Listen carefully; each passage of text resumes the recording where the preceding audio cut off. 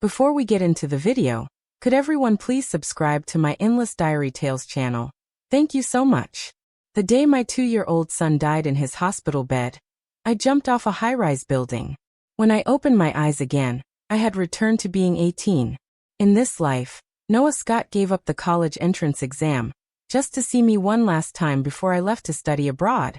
In my past life, I had given up studying abroad for him, eloped with him, and had a child out of wedlock. But before we could get married, Noah regretted it. He regretted choosing me over his future. This time, facing Noah Scott, who had rushed to the airport to see me, I resolutely abandoned him and boarded the plane. When I returned years later, he was the CEO of a billion-dollar company, holding the hand of our former high school queen. He even sent me an invitation to his wedding. Seeing me arrive with a prominent baby bump, he scoffed, mocking me for having a child out of wedlock. But I didn't care at all. I raised my hand, revealing my wedding ring, gently stroking my belly. Thank you. This time, I had my child within marriage, and it was already my second. The airport was bustling with people coming and going. Noah was drenched in sweat, gripping my wrist tightly, refusing to let go. His hands were firm, holding on to me with all his strength. Seeing his face, I felt a little dazed. 18-year-old Noah Scott still as reckless as ever. I was about to go abroad to study, and he had given up the college entrance exam just to stop me at the airport. "Stay, Emily, just for me," he pleaded, his eyes locked onto mine, his grip tightening. Just as he was about to pull me into an embrace, a sharp voice rang out from behind. "Isn't today the college entrance exam? Are you crazy pestering my daughter like this?" My mother's voice was stern. My father stood beside her, his face dark as he strode over to pull me away from Noah. "Emily, let go." My father's voice was firm. Noah's eyes were red, his voice choked with emotion. In his eyes, there was nothing but me. But before my father could act, I slapped Noah across the face. Before he could react, I shoved him away with all my strength. Everything I had been holding in my hands spilled over his head. Water dripped down from his hair, soaking him completely. He stood there frozen in shock. He had given up his exam just to see me, but all he got in return was a slap across the face. When he finally looked up again, I was already standing beside my parents, pulling away from him. "Get lost." I saw the hurt on his face, but I felt no pity. Pointing at the airport entrance, I smiled coldly. "Why should I give up studying abroad? Do you think a toad can dream of eating swan meat? What gives you the right to make me stay? You're not worthy, Noah Scott. You disgust me." His body trembled slightly, his red-rimmed eyes staring at me in disbelief. "Is it because of your parents?" he asked. I shook my head, raising my wrist to show him my bracelet. "A gift from my mother last year worth $20,000. My phone alone costs more than your entire year's living expenses. Your parents would have to work 3 jobs to afford it." I smiled.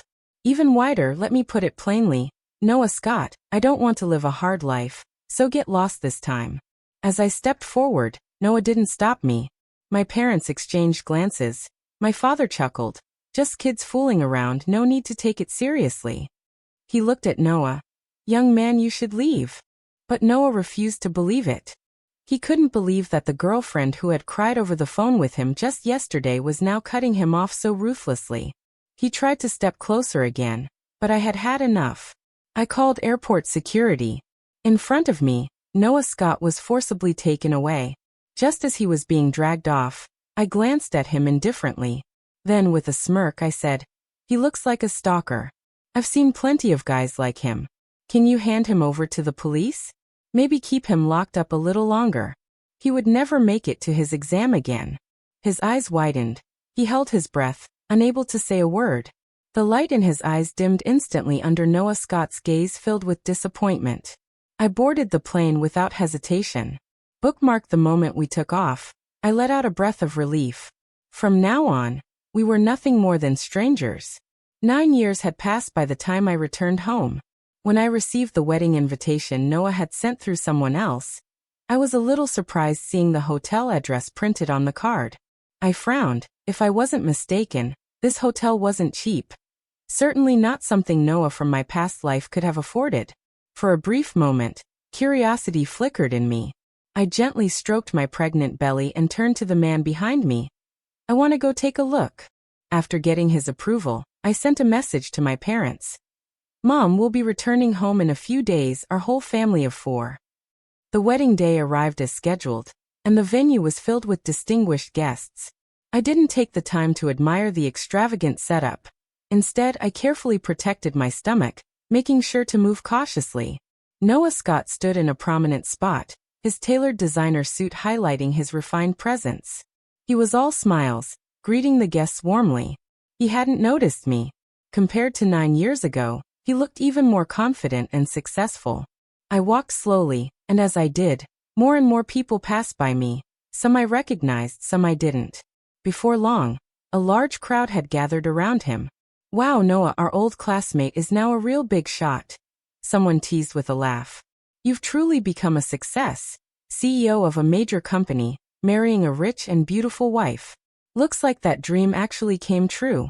With a net worth in the hundreds of millions, I bet even the ground shakes when he walks, another guest chimed in. Everyone's been talking about your company lately. You're so young, but you've already made such a name for yourself in business. It's really something to be jealous of. Surrounded by the crowd, Noah still hadn't noticed me. Then someone spoke up, calling for everyone to make way. Come on everyone, give some space. Today's star is our groom. Let's let the bride shine too. The wedding ceremony had already ended, and in the midst of cheers, the bride stepped forward, now dressed in her formal reception gown. A sparkling wedding ring adorned her finger. Lena Harper walked up to Noah's side, and the two exchanged a smile. He gently took her hand, protectively pulling her into his embrace. You must be exhausted after the ceremony, he said softly. I told you to rest for a bit before coming out. Someone in the crowd teased. Look at Noah being so considerate. He couldn't wait to get married the moment she said yes to his proposal. Another person joined in the laughter. Less than a month between the proposal and the wedding? This was all part of your plan, wasn't it? You had it all figured out. This wedding was clearly prepared long in advance, someone else added. Even the wedding dress is custom-made. It must have taken at least a year. It's a masterpiece from a top designer. The atmosphere was filled with joy and laughter, but then someone unexpectedly mentioned my name. Good thing Noah didn't end up with Emily back then. A man as devoted as him, someone as heartless and cold as her, never deserved him. That one sentence stirred up a wave of murmured conversations. A few guests chuckled before someone else spoke up. Hey, since all of us old classmates are here, did Noah invite Emily too? Let her see what she lost out on. Lena, nestled in Noah's embrace, let out a soft laugh and waved her hand dismissively. Don't tease him. She wouldn't dare come anyway. Another guest chuckled. Yeah, don't be mean. After all, we were all classmates. Let's give her some dignity. Everyone immediately started praising Lena's kindness, saying she was so considerate, even toward someone like me. Someone like me. I thought about it for a moment. 9 years ago, my boyfriend gave up his college entrance exam to rush to the airport and see me off, only to watch my back as I walked away. Without hesitation, he knelt outside my family's mansion for an entire day and night, refusing to leave even in the pouring rain. But even then I never looked back. Instead, I heartlessly ridiculed him, coldly breaking up with him without any remorse. In the moment when he was at his lowest, when I was abroad, I called him. I sent a driver to bring him $300,000 and told him to leave. Noah Scott, this $300,000 should be enough to buy back the future you lost by skipping your college entrance exam. Take the money and go. You don't deserve to be with me. As I recalled that moment, I reached into my pocket and pulled out a small snack that had been prepared for me before I left home. I popped one into my mouth, blinked, and thought to myself, so what? Noah Scott never deserved to be with me. He never did. I had already made the wrong choice once in my past life. When he chased me to the airport, I hesitated. I caved in. I let his threats of dying without me convince me to stay. I gave up studying abroad against my parents' objections. I eloped with him. Emily, trust me, I will take care of you. Of course, I trusted him from the moment I decided to follow him. I had given him my unwavering faith, but reality had other plans. No matter how hard it was, no degree, no skills, struggling in poverty, sacrificing dreams for survival, I never once backed down. But Noah Scott couldn't do the same. By the 6th year of our relationship, when we had finally built a home of our own after years of hardship, he told me he regretted it. Looking at my swollen belly, he reassured me that he wouldn't abandon me, he wouldn't leave, but he also didn't love me anymore. Even after our son was born, he never once mentioned marriage. I bore the weight of being an unwed mother, enduring the judgment of others. I became the disgrace of my family. My father fell ill from rage, suffered a stroke, and passed away in the hospital that same day. The Shun Corporation collapsed. That was the day Scott spoke his first words to me in days. "Emily, your family is bankrupt." I couldn't make out the expression on his face. It wasn't until later that I realized he had been happy. Deep down, he had always resented me. He had hated my family. Over time, that resentment only grew, festering like a wound that would one day burst open. He blamed my parents for insisting on sending me abroad. If they hadn't, he wouldn't have thrown away his future just to chase me down. He wouldn't have lost everything because of me. He regretted it. The day I realized this, we were standing on opposite sides of the street. I was holding my son's tiny hand. He was standing across from me with Lena Harper's father by his side. My son was the first to notice him. The moment I saw Noah, my breath caught in my throat. My instinct was to step back, to move away. But right before my eyes, Noah Scott lifted his hand and beckoned my son forward. Like a kite whose string had suddenly snapped, my child let go of my hand and ran toward the road. Bang! The sharp screech of brakes and the violent crash froze me in place. It wasn't until I saw my son lying lifeless in a hospital bed that I truly saw Noah Scott's face. His expression was filled with nothing but disgust. I was wrong. I regretted everything. Standing on the rooftop that day, about to jump, I made a wish. In my next life, I will never choose him again. And now my wish had come true. A gentle kick came from my belly, grounding me back in the present. I looked down, preparing to slip away unnoticed. But before I could move, a voice stopped me in my tracks. "Wait, who said Emily didn't come to the wedding? Isn't that her?" At that moment, I lifted my head and found myself locking eyes with countless guests. I stood there wearing a simple maternity dress, my hair pulled into a plain braid. My entire outfit was modest, practical, compared to Lena Harper, who was standing in the center of it all. I looked utterly out of place. The pearl on her custom-made gown alone was probably worth more than my entire outfit from head to toe. I had never cared about things like this because I had everything I needed, but then, there were always people who cared. Oh my God, it's been years since we last saw her. "Emily, what kind of life were you living abroad? I thought you'd be draped in gold and diamonds, but you came back looking like this. Showing up to a wedding dress like that? It's kind of disrespectful, don't you think? She's Noah Scott's ex after all. This is just embarrassing." The whispers grew louder. The stares became sharper. Some people smirked at me. Others openly looked me up and down, their gazes flickering between me and Lena Harper. And then I had been discovered. There was no need for me to slip away unnoticed anymore. Straightening my back, I walked toward the newlyweds and handed them the red envelope I had prepared. "It's been a long time. Congratulations on your wedding." Noah Scott didn't take the envelope. His gaze lowered, hiding whatever emotion flickered in his eyes.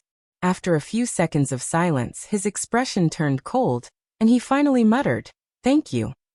Lena Harper frowned at me, her eyes drifting down to my stomach before she suddenly let out a laugh. "You've been gone for years, and now you show up with a big belly? I don't remember hearing about any wedding.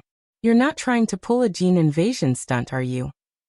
At her words, Noah's head snapped toward my stomach, his expression shifting into something unreadable. "You're pregnant."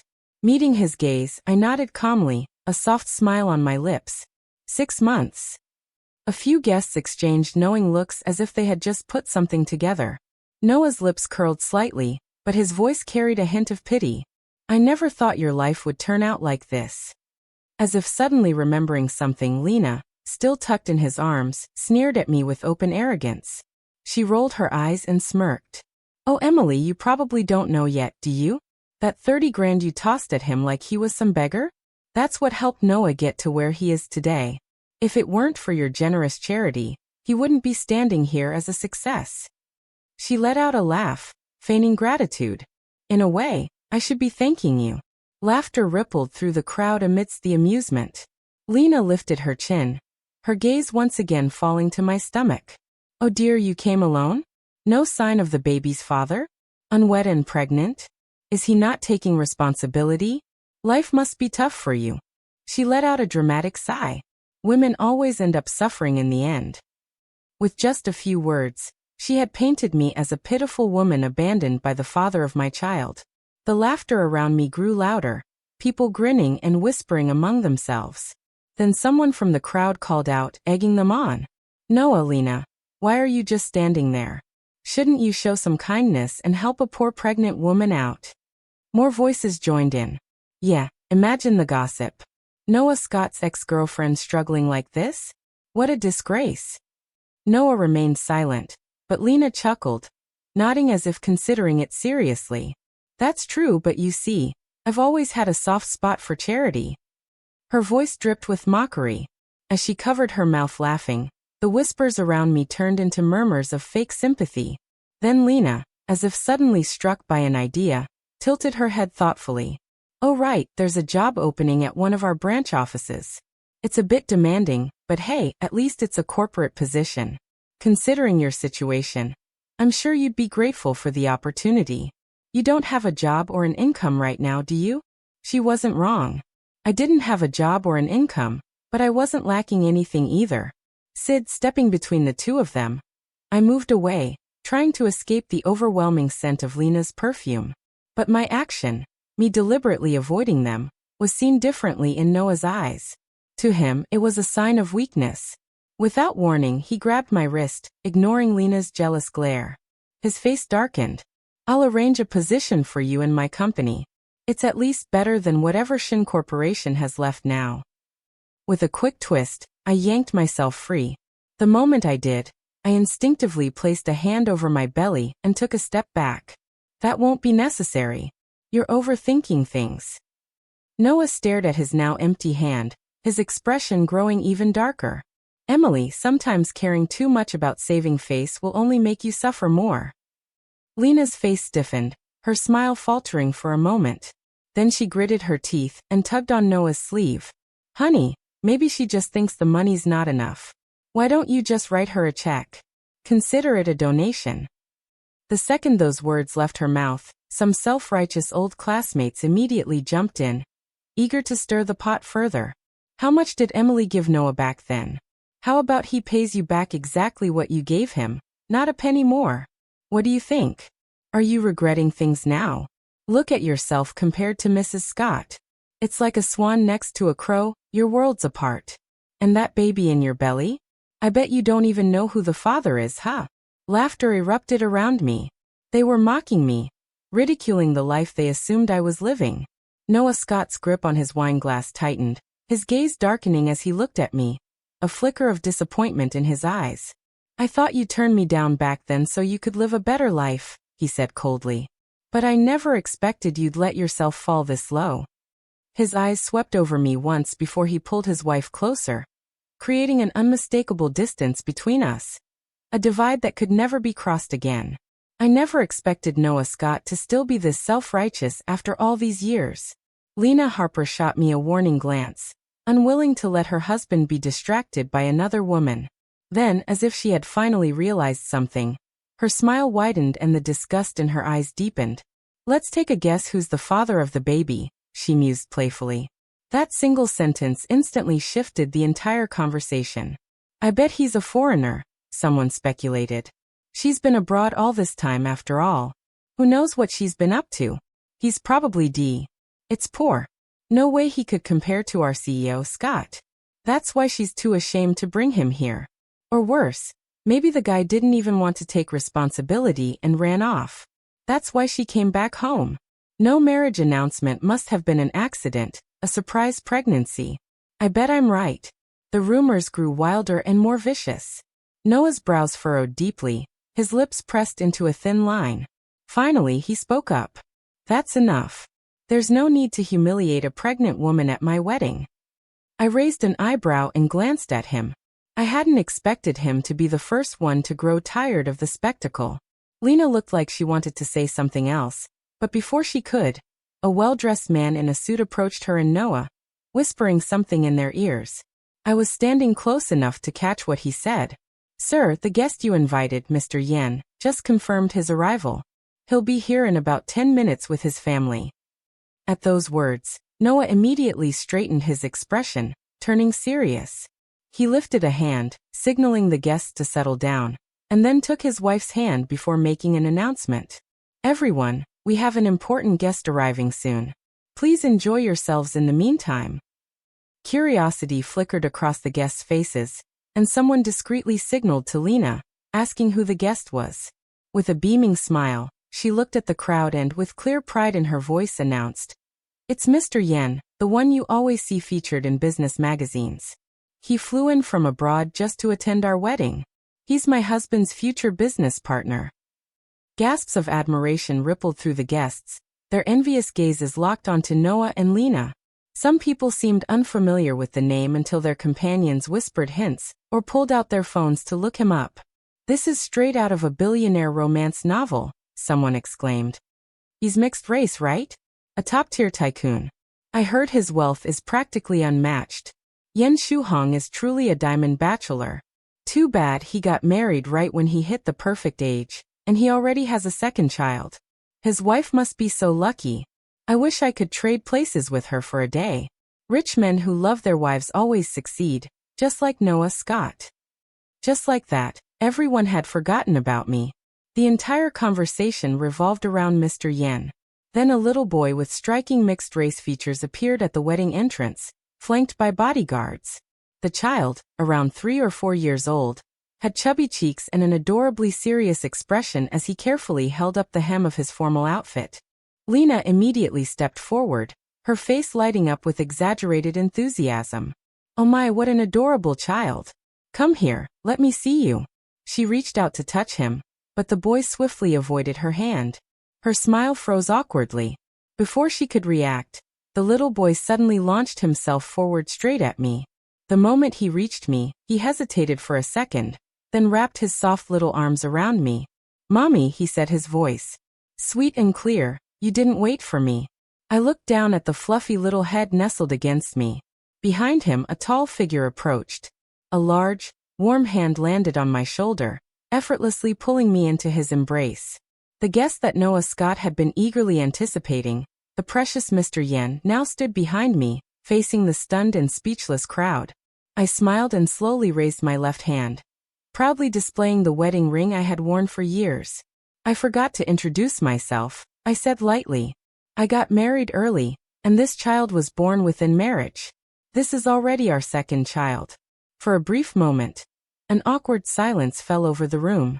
In the midst of the commotion, someone accidentally knocked over a wine glass. The crisp sound of shattering glass jolted everyone back to reality. Their gazes shifted between me, Ethan Yen, and my obviously pregnant belly. Only Noah Scott and Lena Harper couldn't hide their shock.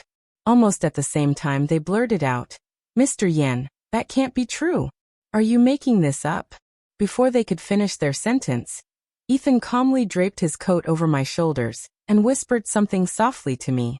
His voice was filled with unmistakable tenderness, making Noah and Lena's faces twist as if they had just swallowed something bitter. For a moment no one spoke. After a few beats of silence, someone forced out an awkward chuckle, trying to smooth over the situation. The hostility from earlier had completely vanished. "Congratulations. I mean, we're all old friends, right? How come you never told us you got married? Something this big, and we're only finding out now? Yeah, you even let Noah and Lena go out of their way to help you find a job. You could have said something earlier. This is a little embarrassing, don't you think?" The shift in attitude was laughable. Just moments ago, they had been mocking me, speculating about my supposed miserable life, but the moment Ethan Yen appeared, they all shut their mouths. The contempt on their faces had transformed into envy and resentment. "You should have mentioned it sooner," someone else chimed in. "Emily always had good taste. If she was going to pick a man, of course it would be the best." Who said she's been living a terrible life? I bet most of us couldn't even dream of the way she's living now. Look at her hands, no calluses at all, and her face hasn't changed a bit since college. Must be nice to be a rich wife. As they continued to gossip, some people approached me with friendly smiles, trying to strike up a conversation. One even held out their phone, displaying a QR code. Hey, let's exchange contacts. I couldn't help but laugh, tightening my grip on Ethan's hand. No need. I looked at them amused. Did you forget? It's not that I didn't want to tell you back then. You all kicked me out of the group chat. I had no way of reaching any of you. Our wedding was held abroad years ago. It's normal that you wouldn't know. My polite yet distant response left them visibly uncomfortable. I broke things off with Noah. These same people had called me heartless, saying I didn't deserve him. They had hurled every insult imaginable at me. Even Lena had stepped in to defend him. Back then they asked, "Are you really giving up on him just because of a difference in family background? How shallow can you be?" Then they sent a video of Noah kneeling in the rain outside my family's mansion, looking small and pitiful against the grand gates. Right after that, they all blocked me and kicked me out. I lowered my gaze, picking up a small piece of cake from the table, and taking a bite. It tasted too sweet, too cloying. Ethan noticed right away, and handed me a glass of water. I took a sip, then lightly tugged at his sleeve. "There are too many people here. Let's go for a walk." Holding our son's tiny hand, I turned and made my way toward the exit. Just as I was about to leave, someone couldn't sit still any longer. "Emily." It was Noah's voice that called my name, but when I turned around, the person speaking was Lena. Her face was tense, her expression stiff. She forced a smile, raising her glass, but I could see the way her other hand was clenched around the fabric of her dress. "Emily, you're being rude," she said with fake politeness. "At least have a toast with us. Let's drink to your reunion with Mr. Yen." Ethan's hand on my shoulder twitched slightly, silently telling me not to respond. He lifted his head, his sharp gaze landing on Lena. After a brief pause, he let out a soft chuckle. "You can have my secretary drink with you instead," he said. "My wife doesn't like it when I drink." His deep, fluent Chinese, paired with his strikingly sharp, chiseled features, made the words even more impactful. From the corner of my eye, I noticed Lena's grip tighten even further. She was practically tearing through her dress at this point. Noah took a step forward as if he wanted to say something to Ethan, but when his eyes landed on me, the words got stuck in his throat. After a long silence, he finally took a deep breath and asked, "So you were hiding this from me on purpose?" His voice was laced with frustration. "You broke up with me because of him, didn't you?" His gaze darted to Ethan's hand resting protectively on my back. "This was your better choice all along," he said, his back straightening as his eyes fell to our wedding rings, his expression turning mocking. "You're still the same as ever," he sneered. "You never change." Noah Scott raised his glass in a silent toast before tilting his head back and downing the drink in one gulp. Then, setting the glass aside, he spoke, his voice steady but laced with bitterness.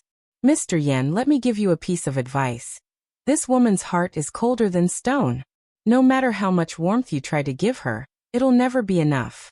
9 years had passed since I left for abroad when Noah had rushed to the airport back then, throwing away everything for me. He probably never imagined that I would reject him so decisively. Back then, I also believed that he was the only person I could ever love, but the heat of impulsive emotions always fades eventually. Reality sets in, and with it, regret. Was giving up his college entrance exam for me really worth it? While I stayed with him in a damp basement, unable to afford prenatal care, I still gave birth to our son during the hardest period of our lives. He watched his old friends climb the social ladder while he remained stagnant, struggling just to make ends meet. Was it surprising that he regretted it? He used to say, "Once I have money, we'll get married." But even after he got his first car, his first apartment, and even when our son turned 2, he never proposed. "Noah," I said calmly, looking at him, "if I hadn't gone to the airport that day, do you think things would have been different?" Memories of us were like dusty old books. If you touched them, all you got was a handful of grime. I waited for him to finish speaking, watching him quietly. When he finally fell silent, I leaned into Ethan's arms and looked at Noah and Lena. How can you take the words of an 18-year-old so seriously? I said with a soft chuckle. If you had truly been unable to let go of the past, you wouldn't be standing here today, successful and wealthy. At the very least, you wouldn't be feeling regret right now. With that, I smiled and added, by the way, I love my husband and children very much, but thanks for your concern. Giving him a polite nod, I turned to Ethan, smiling as I met his gaze. Though my expression remained calm, my ears flushed slightly. Ethan guided me away from the crowd, but even after we left, I caught the faint curve of a smile at the corner of his lips. I had never told Ethan about my past with Noah because I had truly let it go. There was no need to dwell on people and things that no longer mattered. The only thing worth cherishing was the present. But Noah Scott didn't think the same way. The things he couldn't have would always be the ones he obsessed over the most. To him, I was nothing more than a woman who had abandoned him for money. In his mind, he probably still hated me. As my family and I got into the car, Noah stood at the top of the steps, watching from above. His face darkened as he saw me being carefully helped into the luxury vehicle. Then his voice rang out, heavy with resentment. Emily, you're such a hypocrite. Do you even deserve happiness? I paused, turning slightly in confusion. He stepped forward, his eyes cold as he let out a mocking laugh. You threw 30 grand at me like I was trash. Then you went online and ridiculed me for being a toad dreaming of a swan. His fists clenched as his voice grew more heated. While you were out there living a life of luxury, have you ever thought about me? Did you ever wonder what happened to the man you forced into picking food out of the garbage to survive? He let out a shaky breath. I hate you. You're fake and heartless.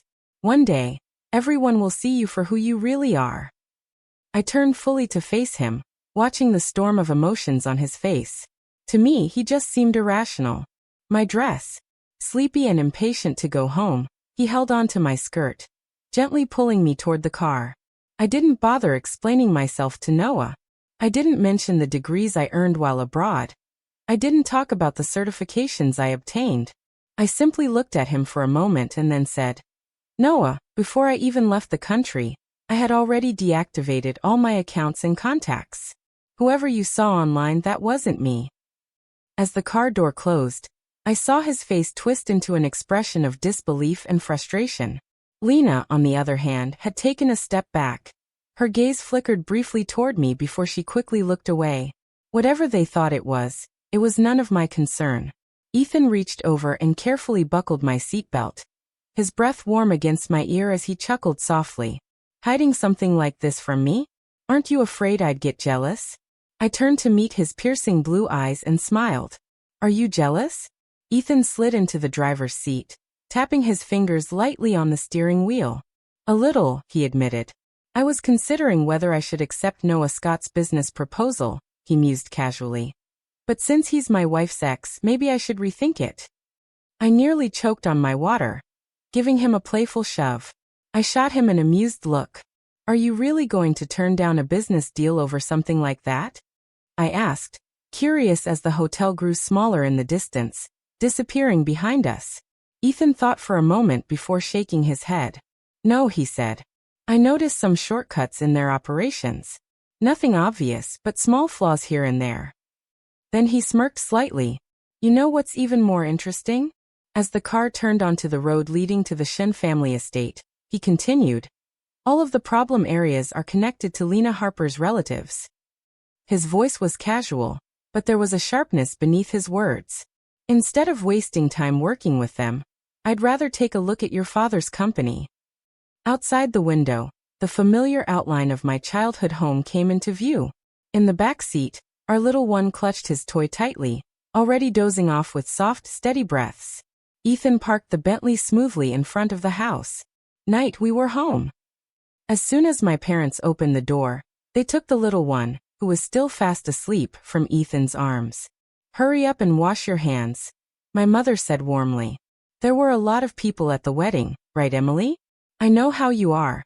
Too many people and you lose your appetite. Wash up and have some soup, I've been simmering for hours. She kissed her grandson's soft cheek before looking up at me with a bright smile. Seeing her like this, warmth surged through my heart. In this life, My mother's hair had yet to show signs of gray. My father, thanks to my insistence on regular checkups, was still in good health. There was something I never told Noah Scott or anyone else.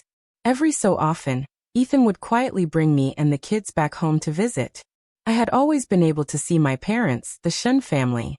I had never gone bankrupt. At least for now I knew with certainty I had made the right choice. I was happy. I first met Ethan because of our parents. The two families had known each other for years. That year, when he was sent to pick me up from the airport, he was only 20. Standing at 6 feet 3 inches, he towered over me. After introducing myself in English, I watched as he bent down, picked up my suitcase with ease, and placed it into the trunk. His gaze landed on me, and in flawless Chinese he said, "So small." I wasn't sure if he meant my height, barely 5 feet 3 inches, or my age. Hearing such fluent Chinese in a foreign land caught me off guard. I instinctively looked up. That day, the weather was beautiful, bathed in the warm sunlight. I met his piercing blue eyes for the first time. By my 3rd year abroad, Ethan confessed his feelings for me. The Yen family's businesses were all overseas, and despite his hectic schedule, he always found time to take me out after work. It was simple. It was natural.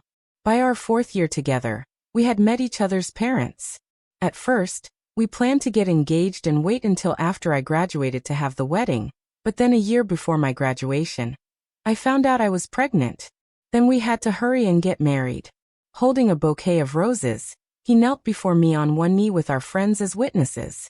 He smiled brightly, his happiness unmistakable. During that time, Ethan was busier than ever. He had to take care of me while juggling work. Sometimes in the middle of a meeting he would reach into his bag and accidentally pull out baby items instead of documents. Pacifiers, tiny socks, a burp cloth, things he had bought and forgotten to take out. Without missing a beat, he'd put them aside and continue his meeting unfazed. His colleagues would smile knowingly. When our son was born, he got even busier. "Don't worry," he told me gently, rocking the baby in his arms.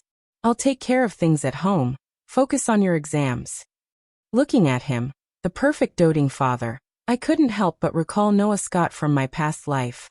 Even after our son learned to walk, Noah never learned how to change a diaper. It wasn't that he couldn't. He just never wanted to. Love and indifference. There was always a clear distinction. One autumn evening, I stood on a foreign street, exhaling into the crisp air. Leaves crunched softly beneath my boots as I looked up at the window of our home. Inside, through the glass, I could see Ethan holding our son in his arms. Noticing me, they both waved enthusiastically. I smiled. I had no plans to have a second child, but after graduating with honors and earning my certifications, I unexpectedly started feeling nauseous at work. Our son was well taken care of by his nanny, and Ethan was away on a business trip. When I got the pregnancy confirmation, I sat there for a long time, dazed. "It's okay," Ethan reassured me. The moment he found out, he had dropped everything and flown straight home. "If you don't want to keep it, I'll respect your decision." Holding our sleeping son in one arm, he gently kissed the boy's forehead before turning his full attention to me, sipping warm water. I glanced at the two identical faces in front of me, one big, one small. Eventually, I leaned down and kissed our son. "Congratulations, little one, you're going to be a big brother." Back in the present, Ethan, who rarely showed affection in front of others, was now sitting on the couch, casually holding a bowl of hot soup. He scooped up a spoonful and brought it to my lips. Out of the corner of my eye, I saw my parents secretly watching from the corner of the room. My face heated up. I smacked Ethan's arm lightly and grumbled, "I can drink it myself. Do you have no shame?" He chuckled, amused. Ethan didn't seem to care about Noah's words. I let my gaze drift past him, looking out at the scenery beyond the window. For the first time in a while, I found myself reminiscing about being 18. It had been autumn when I left for abroad. Thank goodness I got on that plane. If I hadn't, I wouldn't have met Ethan Yen. This time I hadn't missed my chance. Only a handful of people knew about Ethan's decision not to go through with the partnership with Scott Enterprises. Noah personally reached out to him and, right in front of me, let out a mocking laugh. "So in the end, you still sided with your wife's family."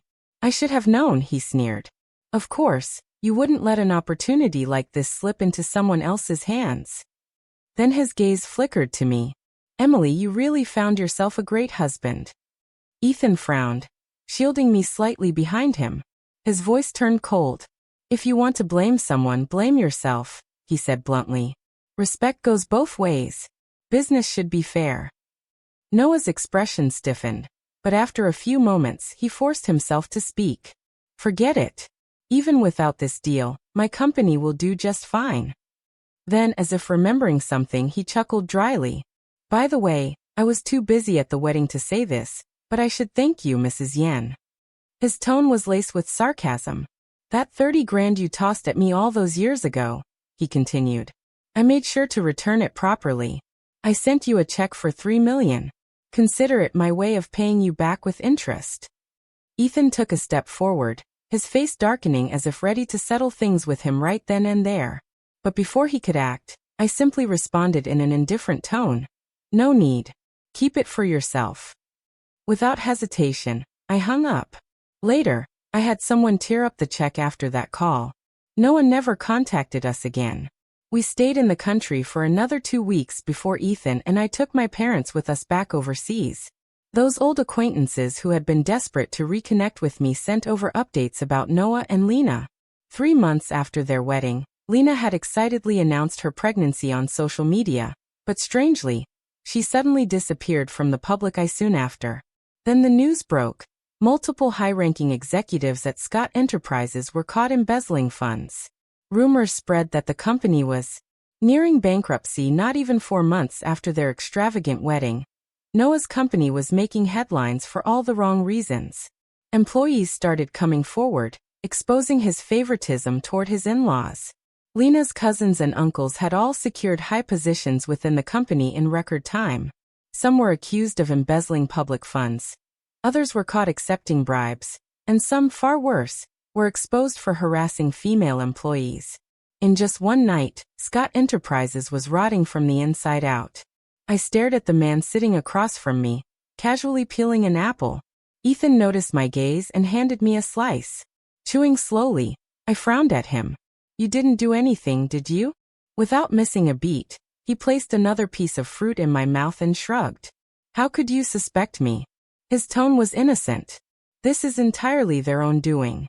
I had nothing to do with it. My due date was approaching. Hearing this news didn't bring me joy or sadness. It just felt like I was watching a drama unfold from a distance. A week later, Scott Enterprises officially declared bankruptcy. 3 nights after that, I received a call from an unknown number. At first, there was only silence on the other end. Growing impatient, I was about to hang up when I finally heard a familiar voice. It was Noah, accompanied by the sound of faint coughing. I'm sorry, he murmured. For the first time, he apologized. He had finally realized that I was never the one who spread rumors about him online. The people who truly mocked him weren't me. It was those so-called friends at his wedding. The same ones who had flattered him in person. The ones who behind his back ridiculed him for being a lowly commoner chasing after a rich girl. They had never believed he deserved to be with me. And when I left for abroad, their jealousy and resentment boiled over completely. They had pretended to comfort him while secretly spreading rumors about him online. They had gleefully called him a toad dreaming of a swan. They had laughed at his downfall, saying he deserved to be abandoned. Even the woman he had ultimately chosen, Lena Harper, had only married him for his money and status. And when Scott Enterprises declared bankruptcy, the very next day, she filed for divorce. She disappeared from his life without a trace. The once proud CEO who had stood tall and confident at his wedding had lost everything overnight. Through the phone, his breathing was heavy, unsteady. Noah Scott kept repeating the same words over and over. I'm sorry. After a few moments of silence, he spoke again, his voice softer this time. Emily, if you had never gotten married while you were abroad, and if I had come looking for you again after building my company, would you have given me another chance? He hesitated before continuing. Back then, I was sure you loved me. I gently stroked my rounded belly, cutting him off before he could say anything more. Noah, you already know the answer, I said calmly. There are no what-ifs, and even if there were, the The only person I'd want to meet again would still be Ethan Yen. As for you, I paused. The boy who once stammered through a love letter with a flushed face, the Noah Scott from my past, died the day my child took his last breath in that hospital bed. Neither of us spoke again. Just before I hung up, my son toddled over, holding up a colorful drawing he had just finished. As I traced the crayon lines with my fingers, I absent-mindedly asked Noah, "Do you want Ethan to send you another 30 grand? Maybe it'll help you get back on your feet." Silence. Then I realized something. I was the only one who had truly moved on. The person on the other end of the call hadn't. Finally, his voice came through, quiet and resigned. "No need." The line disconnected, and just like that, Noah Scott disappeared from my life completely. A few days later in the hospital, I gave birth to our daughter. Ethan's face was flushed with excitement, his expression so filled with joy that he couldn't stop smiling. For the second time, he became a father. "She looks just like you," he murmured, unable to take his eyes off our newborn. Sunlight streamed through the hospital window, casting a warm glow on the blankets as he held our daughter in his arms and gently showed her to me. My gaze fell on the small red birthmark on her back. I froze for a brief moment. My mind drifted elsewhere. That same red mark, in the exact same place, my son in my past life had one just like it. Reaching out, I lightly brushed my fingers over her tiny cheek. The baby shifted slightly in my direction, her tiny fingers instinctively wrapping around mine. She gave a soft, gentle tug. My throat tightened. I lowered my head, whispering softly, "Did you choose me to be your mother again?" A single tear slipped down my cheek, landing near her tiny hand. Ethan panicked immediately. He fumbled to wipe the tears from my face, his voice filled with concern. "Honey, what's wrong?" I blinked, looking up at the two faces staring at me, one big, one small, both filled with worry. I couldn't help but chuckle, shaking my head. I reached for our daughter and said, "Let's call her Sweet." Ethan didn't even hesitate. Whatever I wanted, he would agree to. "Sweet," he repeated, his deep eyes reflecting the redness in mine. "That's perfect. This is a lifetime of peace and happiness."